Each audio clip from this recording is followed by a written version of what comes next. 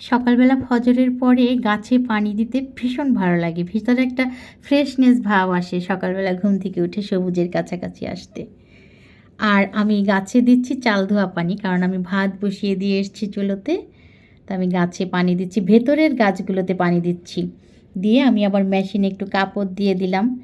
তো এই যে মেশিন কাপড় ধুয়ে দিচ্ছে আমাকে, এটা ও কিন্তু আমার অনেক বড় একটা হেল্পিং হ্যান্ড বলতে পারেন। তো আমি রান্নাঘরে এসে দেখি আমার ভাত প্রায় মানে বলক চলে আসবে এখনই। তা আমি সবজিগুলো একটু কেটে নিচ্ছি, দেখি কি রান্না করব আজকে। উস্তা আছে, তো করলা যেটাকে বলেন, তো আমরা তো উস্তা বলি। যাই হোক, এটা ভাজি করব। আছে হচ্ছে কলমি শাক, তারপরে নিয়ে এসছে ধুন্দুল। কিন্তু ধুন্দুলের চেহারাটা খুব বেশি ভালো না, কারণ এটা দুদিন ধরে আমার ফ্রিজে পড়ে আছে, এই জন্যই হয়তো বা এর চেহারাটা একটু খারাপ হয়ে গেছে।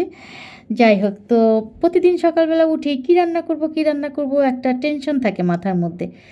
আমি এখন শাকগুলোকে ভালো করে ধুয়ে শাকটাকে আমি একটু ভাজি করে নিই।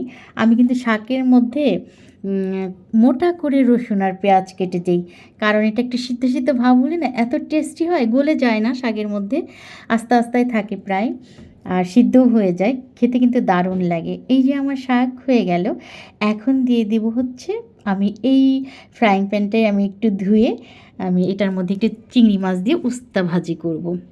তো চিংড়ি মাছের সাইজটা যেহেতু একটু বড় ছিল, তা আমি আবার একটু মাছ থেকে কেটে নিয়েছি। যখন চিংড়ি মাছ ভুনা করি তখন আস্তাই করি, তবে বড় চিংড়ি হলে ভাজি টাজির মধ্যে দিলে আমিও তখন আবার চিংড়িটাকে একটু ভাগ করে নিই, যেহেতু এটা খুব দামি একটা মাছ, তাই জন্য। তো আমি এই চিংড়ি মাছের মধ্যে একটু হলুদ আর একটু লবণ দিয়ে ভালো করে একটু নেড়ে চেড়ে নেব। আর হচ্ছে যেটা, যেহেতু এটা উস্তা দিয়ে করব, আবার মাছে একটু হলুদ না থাকলে ভালো লাগে না, তার জন্য একটু হলুদ। আমি আবার উস্তা ভাজি এমনি করলে অনেক সময় হলুদ নাও দেই। তো এটার মধ্যেও কিন্তু আমি পেঁয়াজ খুব মোটা মোটা করে কেটেছি, কারণ আমি আগেই বলেছি ভাজির মধ্যে কিন্তু আমি মোটা করে পেঁয়াজ দিলে ওই পেঁয়াজটা যে একটু সিদ্ধ থাকে ওটা আমার খেতে খুব ভালো লাগে। তো এই যে আমি এখন পেঁয়াজটাকে নেড়ে চেড়ে নিয়ে তারপরে এর মধ্যে দিয়ে দিব উস্তাগুলো। উস্তা তো ভাজি আমার বাচ্চারাও খুব পছন্দ করে এবং আমাদের দুজনেরও খুব পছন্দ এই উস্তা ভাজি।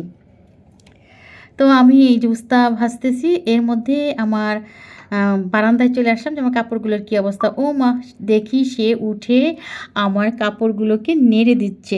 সে কিন্তু প্রায় আমাকে এরকম ছোটোখাটো কাজে হেল্প করে। আমার তো মনটাই ভরে গেল যে যাক, একটু কাজে সাশ্রয় হলো, এই আর কি। তো আমি রান্নাঘরে ফিরে এসে দেখি আমার ভাজিটাও হয়ে গেছে। তো ভাজিটা হয়ে গেছে, তারপরে সে এসে আমার জন্য আর তার জন্য চা চিপস গুলে নিচ্ছে। এটা এখন আমরা দুজন খাবো, সে আমাকে বানিয়ে দিল। তো আমিও খেয়ে নিলাম। এখন আমি ধুন্দুল দিয়ে চিংড়ি মাছ রান্না করব দুপুরের জন্য। এই চুলাতেই আমি রান্না করে ফেলি একবারেই। আর হচ্ছে এখন আমার মেয়েটাও স্কুল থেকে এসছে পরীক্ষা দিয়ে, এখন বাজে 10টা। তো আমার বাবু এখন ভাত খাচ্ছে। এটা হচ্ছে আমার পুটলা বলি আমি ওকে, আমার রোদসী। তো রোদসী ভাত খাচ্ছে। ওয়াও, চিংড়ি মাছ থাকলে তার আর কিছুই লাগে না, চিংড়ি মাছ যেভাবে দেওয়া যায়। তো ওর বাবাও চলে গেল, আমার মেয়েটাও একটু রেস্ট নিচ্ছে। এখন আমি ঘরটাকে ভালো করে গুছিয়ে তারপরে ঝাঁট দিলাম, সুন্দর করে ঝাড়ু দিয়ে নিচ্ছি। আমার ঝাড়ুটা হচ্ছে নতুন, ঝাড়ুর যে ফুলগুলো ওগুলো ঘর ভরে মেখে যায়, এই জন্য ঝাড়ু দিতে একটু কষ্ট হলো। যাই হোক, মুছে নিলাম একটু ঘরটা। ঘর মুছে আসলে আমরা তো অনেক কাজ করি, এই কাজের ফাঁকে ফাঁকে কিন্তু আমরা আল্লাহর কাছে দোয়াও করতে পারি, জানেন। বাচ্চাদের জন্য বলা যে আল্লাহ আমার বাচ্চাদেরকে সৌভাগ্য দান করো, আমাদেরকে সুস্থতা দান করো, দীর্ঘায়ু দাও। আমরা যে কোনো বিপদে থাকলে কিংবা কোনো সমস্যা নাই থাকুক, যেন কোনো সমস্যাগ্রস্ত না হই, এই জন্য আমরা দোয়া করতে পারি সবসময়। আচ্ছা, আমি কাজগুলো করতে করতেই না বৃষ্টি চলে এসছে, একদম আকাশ ভেঙে বৃষ্টি। লোকটা আমাকে কাপড় চোপড়গুলো মেলে দিয়ে গেল, এখন বৃষ্টির ছিটায় যাবে কাপড়গুলি ভিজে। তো আর কি করা, এই যে ঘরের মধ্যে এনে মেলে দিলাম, ঘরের মধ্যে মেলে দিয়ে এখন আমি গোসল করতে যাব। বাস এই পর্যন্তই আমার দুপুরের কাজ। আসসালাম।